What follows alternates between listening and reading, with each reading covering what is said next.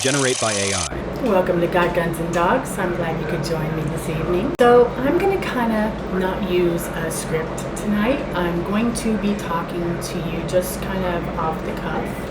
And it basically has to do with the UFO disclosures and pretty much of nuance behind it from what I know and a little bit of research that I've done. So missiles, all that stuff, okay? So remember Eisenhower? He left that message and it said, beware of the military-industrial complex. If you haven't seen that speech, here, watch. From the White House and the Office of the President of the United States, we present an address by Dwight D. Eisenhower. This is the farewell address for President Eisenhower, whose 8 years as chief executive come to an end at noon Friday. Mr. Eisenhower has chosen this time for his final speech. Ladies and gentlemen, the President of the United States. Good evening, my fellow Americans. First, I should like to express my gratitude to the radio and television networks for the opportunities they have given me over the years to bring reports and messages to our nation. My special thanks go to them for the opportunity of addressing you this evening.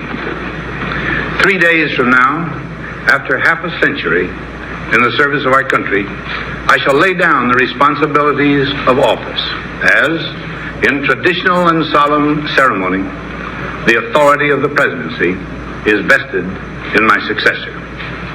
This evening, I come to you with a message of leave-taking and farewell, and to share a few final thoughts with you, my countrymen.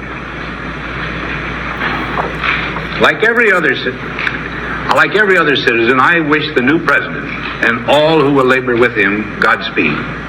I pray that the coming years will be blessed with peace and prosperity for all. Our people expect their president and the Congress to find essential agreement on issues of great moment, the wise resolution of which will better shape the future of the nation. My own relations with the Congress, which began on a remote and tenuous basis when, long ago, a member of the Senate appointed me to West Point, have since ranged to the intimate during the war and immediate post-war period, and finally to the mutually interdependent during these past 8 years. In this final relationship, the Congress and the administration have, on most vital issues, cooperated well to serve the nation good rather than mere partisanship, and so have assured that the business of the nation should go forward. So my official relationship with the Congress ends in a feeling, on my part, of gratitude that we have been able to do so much together. We now stand 10 years past the midpoint of a century that has witnessed 4 major wars among great nations. 3 of these involved our own country. Despite these holocausts, America is today the strongest, the most influential, and most productive nation in the world. Understandably proud of this preeminence, we yet realize that America's leadership and prestige depend not merely upon our unmatched material progress, riches, and military strength, but on how we use our power in the interest of world peace and human betterment. Throughout America's adventure in free government, our basic purposes have been to keep the peace, to foster progress in human achievement, and to enhance liberty, dignity, and integrity among peoples and among nations. To strive for less would be unworthy of a free and religious people. Any failure traceable to arrogance or our lack of comprehension or readiness to sacrifice would inflict upon us grievous hurt, both at home and abroad. Progress toward these noble goals is persistently threatened by the conflict now engulfing the world. It commands our whole attention, absorbs our very beings. We face a hostile ideology, global in scope, atheistic in character, ruthless in purpose, and insidious in method. Unhappily, the danger it poses promises to be of indefinite duration. To meet it successfully, there is call for not so much the emotional and transitory sacrifices of crisis, but rather those which enable us to carry forward steadily, surely, and without complaint, the burdens of a prolonged and complex struggle with liberty, the stake. Only thus shall we remain, despite every provocation, on our charted course toward permanent peace and human betterment. Crises there will continue to be. In meeting them, whether foreign or domestic, great or small, there is a recurring temptation to feel that some spectacular and costly action could become the miraculous solution to all current difficulties. A huge increase in newer elements of our defenses, development of unrealistic programs to cure every ill in agriculture, a dramatic expansion in basic and applied research. These and many other possibilities, each possibly promising in itself, may be suggested as the only way to the road we wish to travel. But each proposal must be weighed in the light of a broader consideration: the need to maintain balance in and among national programs. Balance between the private and the public economy. Balance between the cost and hoped-for advantages. Balance between the clearly necessary and the comfortably desirable. Balance between our essential requirements as a nation and the duties imposed by the nation upon the individual. Balance between actions of the moment and the national welfare of the future. Good judgment seeks balance in progress. Lack of it eventually finds imbalance and frustration. The record of many decades stands as proof that our people and their government have, in the main, understood these truths and have responded to them well in the face of threat and stress. But threats, new in kind or degree, constantly arise. Of these I mention two only. A vital element in keeping the peace is our military establishment. Our arms must be mighty, ready for instant action, so that no potential aggressor may be tempted to risk his own destruction. Our military organization today bears little relation to that known of any of my predecessors in peacetime, or indeed by the fighting men of World War II or Korea. Until the latest of our world conflicts, the United States had no armaments industry. American makers of plowshares could, with time and as required, make swords as well. But we can no longer risk emergency improvisation of national defense. We have been compelled to create a permanent armaments industry of vast proportions. Added to this, 3.5 million men and women are directly engaged in the defense establishment. We annually spend on military security alone more than the net income of all United States corporations. Now, this conjunction of an immense military establishment and a large arms industry is new in the American experience. The total influence, economic, political, even spiritual, is felt in every city, every state house, every office of the federal government. We recognize the imperative need for this development, yet we must not fail to comprehend its grave implications. Our toil, resources, and livelihood are all involved.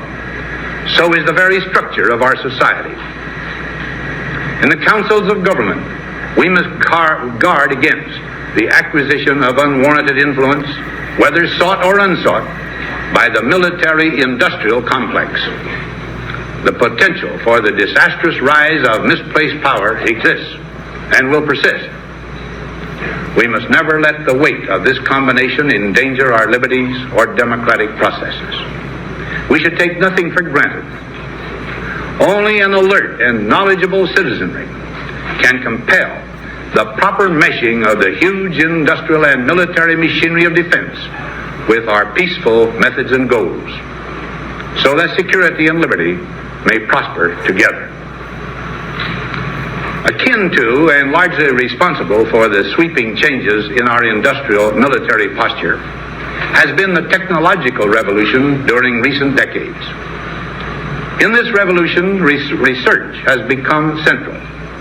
It also becomes more formalized, complex, and costly. A steadily increasing share is conducted for, by, or at the direction of the federal government. Today, the solitary inventor, tinkering in his shop, has been overshadowed by task forces of scientists in laboratories and testing fields. In the same fashion, the free university, historically the fountainhead of free ideas and scientific discovery, has experienced a revolution in the conduct of research. Partly because of the huge costs involved, a government contract becomes virtually a substitute for intellectual curiosity. For every old blackboard, there are now hundreds of new electronic computers. The prospect of domination of the nation's scholars by federal employment, project allocations, and the power of money is ever present and is gravely to be regarded. Yet in holding scientific research and discovery in respect, as we should, we must also be alert to the equal and opposite danger that public policy could itself become the captive of a scientific, technological elite. It is the task of statesmanship to mold, to balance, and to integrate these and other forces, new and old, within the principles of our democratic system, ever aiming toward the supreme goals of our free society. Another factor in maintaining balance involves the element of time. As we peer into society's future, we, you and I, and our government, must avoid the impulse to live only for today, plundering for our own ease and convenience the precious resources of tomorrow. We cannot mortgage the material assets of our grandchildren without risking the loss also of their political and spiritual heritage. We want democracy to survive for all generations to come, not to become the insolvent phantom of tomorrow. During the long lane of the history yet to be written, America knows that this world of ours, ever growing smaller, must avoid becoming a community of dreadful fear and hate, and be instead a proud confederation of mutual trust and respect. Such a confederation must be one of equals.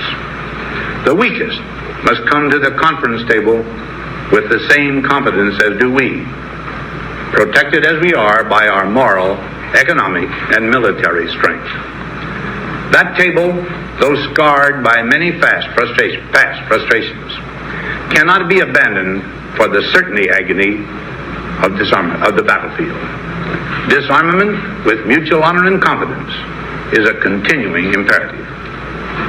Together we must learn how to compose differences, not with arms, but with intellect and decent purpose. Because this need is so sharp and apparent, I confess that I lay down my official responsibilities in this field with a definite sense of disappointment. As one who has witnessed the horror and the lingering sadness of war, as one who knows that another war could utterly destroy this civilization, which has been so slowly and painfully built over thousands of years, I wish I could say tonight that a lasting peace is in sight. Happily, I can say that war has been avoided. Steady progress toward our ultimate goal has been made, but so much remains to be done. As a private citizen, I shall never cease to do what little I can to help the world advance along that road. So in this, my last good night to you as your president, I thank you for the many opportunities you have given me for public service in war and in peace. I trust in that service, you find some things worthy. As for the rest of it, I know you will find ways to improve performance in the future. You and I, my fellow citizens, need to be strong in our faith that all nations under God will reach the goal of peace with justice. May we be ever unswerving in devotion to principle, confident but humble with power, diligent in pursuit of the nation's great goals. To all the peoples of the world, I once more give expression to America's prayerful and continuing aspiration. We pray that peoples of all faiths, all races, all nations may have their great human needs satisfied, that those now denied opportunity shall come to enjoy it to the full, that all who yearn for freedom may experience its spiritual blessings. Those who have freedom will understand also its heavy responsibility, that all who are insensitive to the needs of others will learn charity, and that the sources, scourges of poverty, disease, and ignorance will be made disappear from the earth, and that in the goodness of time, all peoples will come to live together in a peace guaranteed by the binding force of mutual respect and love. Now, on Friday noon, I am to become a private citizen. I am proud to do so. See, so what I'm thinking is this. Our scientists, a lot of the really, good scientists went to work for the military-industrial complex as well, or they got recruited, okay?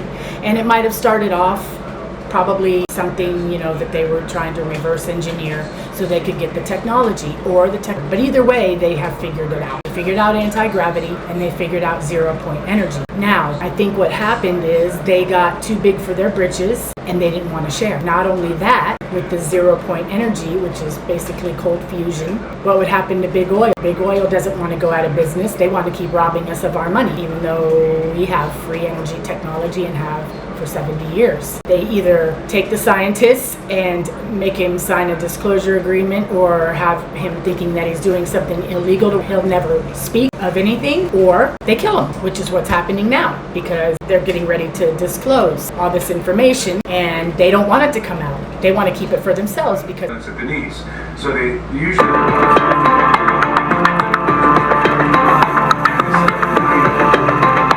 11 scientists. House Oversight Committee is investigating a string of deaths and disappearances over the last 3 years. Some were connected to the U.S. nuclear or rocket programs. 11 mysteries. A number of top U.S. scientists have either died or gone missing in recent years. The government is now investigating if connections exist. And a silence that offers no explanation. Some were sick, some left this earth self-inflicted, some had other things. We'll let you know. We're going to be doing a full report. It's very serious. My gut is telling me that there is no connection between the 11 missing individuals. If you think that there's a danger, I think you're going to attract the danger. And if you don't think there's a danger, then you'll push it away. It would not be out of the realm of possibility that some hostile foreign intelligence service would kidnap one of our scientists and try to extract information out of them. This was designed to make her sound crazy if she ever reported it to anybody.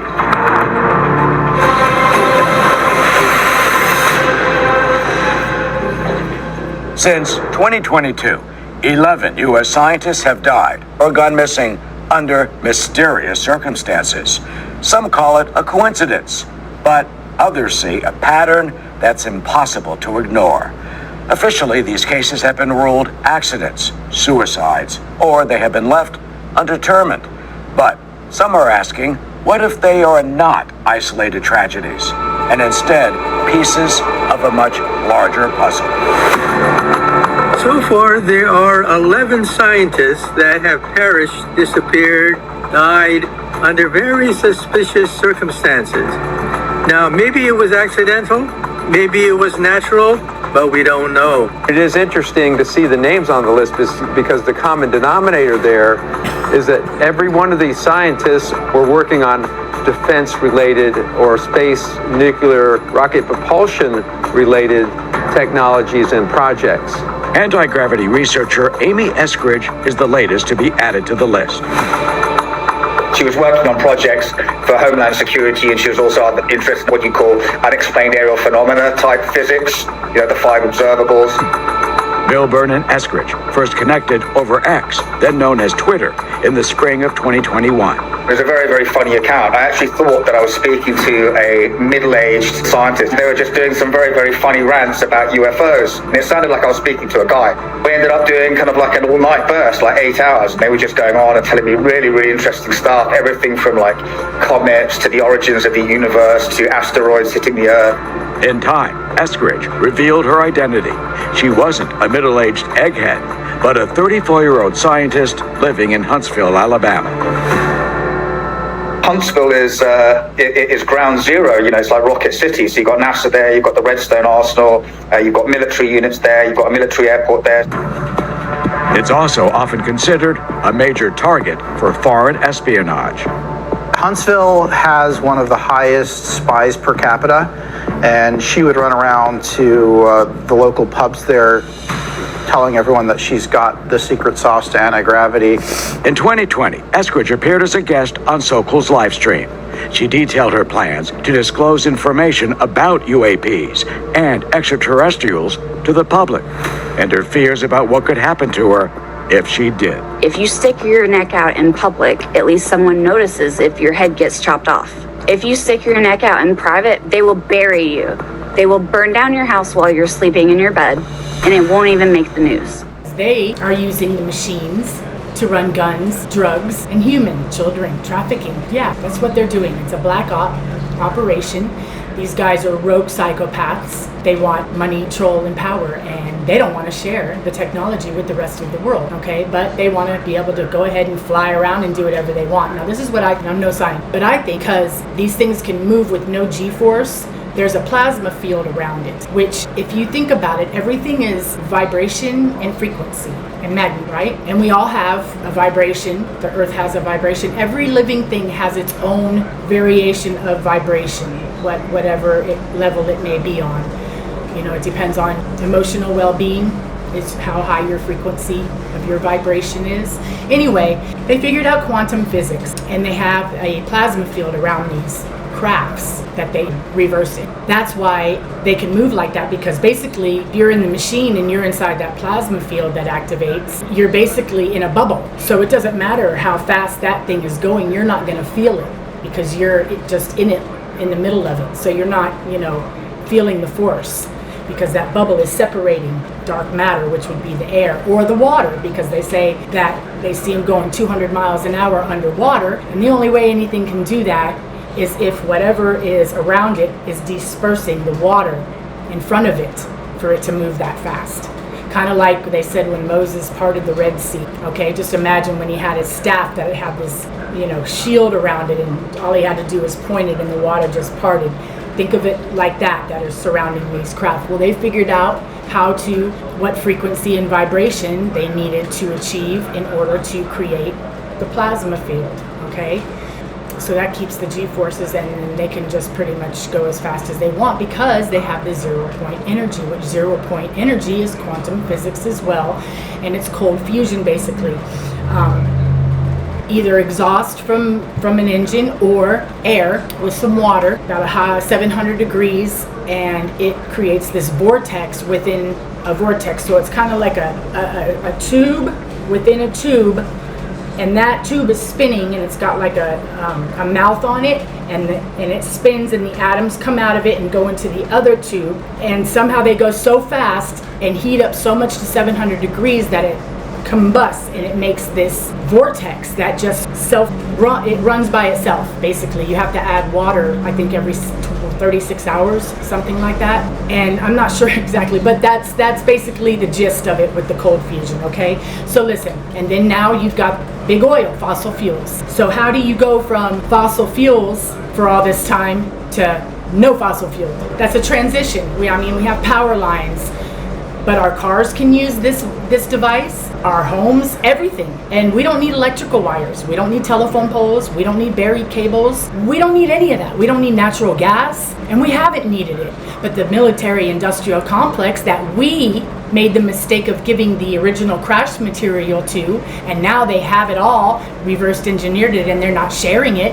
And 70 years have gone by, so a lot of people that knew about it, that could really kind of come forth and say something about it, are dead, and they intimidate and threaten anybody like a whistleblower that tries to come clean, because they're probably in cahoots with big oil. I'm sure they're making millions and trillions and gazillions of dollars, you know, not to bring the technology forward. But that is not how it's going to work. Humanity is going to benefit greatly from this technology, and it's about time that it was shared. These people are doing illegal things.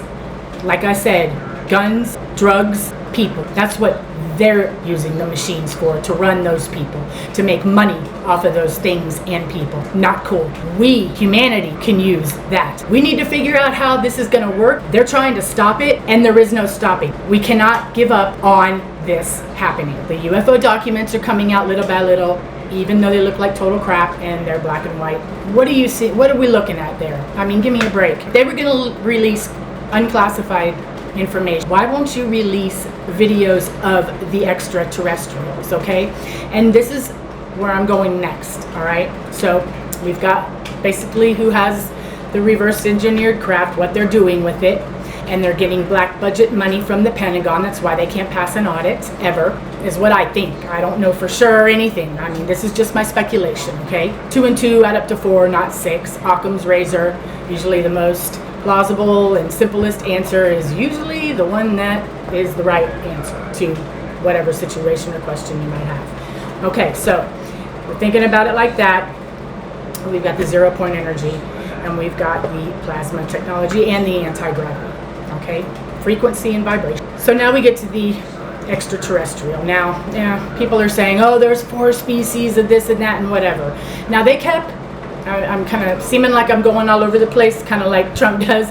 He kind of weaves and then goes back to the point. That's kind of what I'm going to be doing here, so don't think I'm off topic. Okay, so we've got the extraterrestrials, which some say J.D. Vance is wrong. Everybody's wrong. Anna Paulina Luna is wrong. What I think is they are trans-dimensional creatures, which means with that technology, they can go faster than the speed of light. There are no laws of physics when it comes to this 0 point energy and the frequency and vibration of these plasma fields. I believe that it defies quantum physics. I believe defies original physics. Okay, it's a step above. That's why they won't let anybody learn about it. They stop it. They won't let anybody go to college and learn quantum physics, and everybody that's learning it and smart enough to understand it, they're trying to stop this from coming out, from the people knowing. They want us to pay these fucking electric bills every month for the rest of our goddamn life, hundreds of dollars every single month, forever and ever, and we don't even need it. Okay, we have free energy. They know how to make the little boxes that go onto the houses and the cars. They know. They've known forever. They're greedy. That's what this is all coming down to. Illegal operations, power, money, and greed. Just like the Democrats. Power and money. That's all they care about. They could care less what happens to any one of us. That's how shallow they are. That was a loud thunderbolt. It almost sounded like a drone went off. I'm in Florida, and I was just telling my husband earlier that they have 300 Iranian drones pointed at us from Cuba. And then I just heard a loud thunder. It sounded like a bomb went off, but it was thunder. That scared me. Did my face get white? Okay, so now there is a God, okay, and he created everything, just like it says in the Bible. This is what I think now. And I'm actually almost done with the book of Enoch, which is supposed to be one of the books that man took out of the Bible because they didn't want us to know. This has always been about controlling the masses, okay, not individualism, controlling the masses. That's what this is all about, the globalists, all of this, everything. So we need to contact these things with our minds. I don't know how yet, because I haven't seen an UFO. I haven't seen an orb. I haven't seen an alien. I sure would love to, but I have not ever seen anything crazy in the sky. I haven't. Just haven't. I mean, I wish I had, but until that day comes, I really don't believe it, but I kind of do believe it. When I see it, I'll believe it. So I've been trying to learn how to summons these things, but I need to get a group together. Anyway, download the CE5 Contact app. Start with meditation, meaning clearing your mind, being in a silent space. And me, I close my eyes and I picture a feather falling through the air.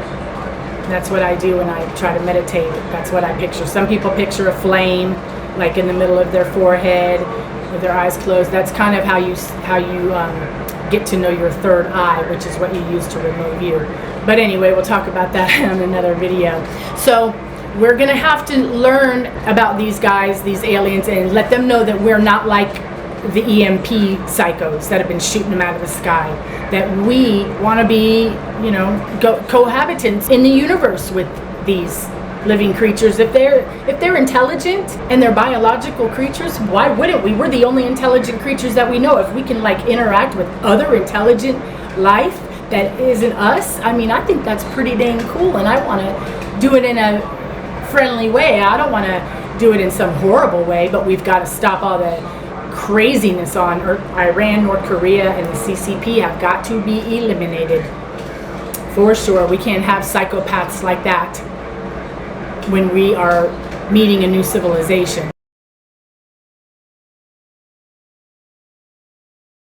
And having technology that is, whoa, out of this freaking world, right? Because those psychos will deliver a fucking bomb and try to kill everybody. We can't have that. We need cohesiveness across the world. If we're gonna have that great of technology to help our world and our financial situation like that, everybody has to be a good actor. And if we got psychopaths, we have to eliminate them first. We got a lot of work to do, but it is definitely getting there. So don't lose hope, guys. So I hope you took my kind of story and the way I see things and my feelings about things and see what you think about it. Put it down in the comments. Like and subscribe. It helps the algorithm. And I'll see you on the next video. But remember, no matter what life throws your way, you still have potential. God bless you, and God bless America.